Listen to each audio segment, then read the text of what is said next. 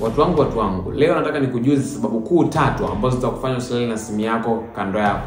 Sababu ya mwisho utaipenda, lakini sababu ya kwanza kabisa tunasema ni kwamba hii simu ina produce radiation. Inapokuwa karibu yako ina uwezo wa kukuathiri kwenye usingizi, lakini pia afya yako for a certain period of time.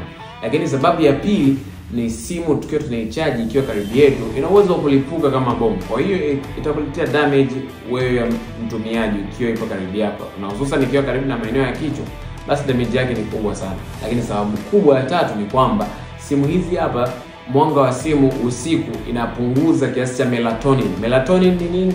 Melatonin ni kiasi cha hormone ambayo inatengenezwa na ubongo kwa ajili ya usingizi. Sasa inapokuwa inapunguzwa na mwanga wa simu, basi hata kulala kwako kunakuwa ni kwa shida, kunakuwa ni kwa mang'amng'am.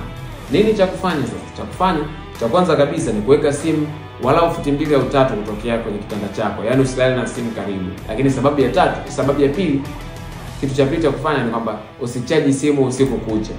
Lakini pia cha 3 na cha mwisho, tuhakikishe simu zetu tunazipunguzia mianga, hususan muda wa kupanda kitandani kwa ajili ya kupunguza kiasi cha melatonin ambacho kinazalishwa na ubongo kwa ajili ya usingizi.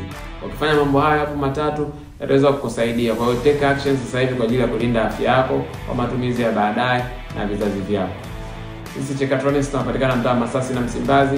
Ni wauzaji wa simu used na mpya kutokea Dubai. Tunapatikana hapo kwa namba zetu tunazoziona hapo chini. Ciao.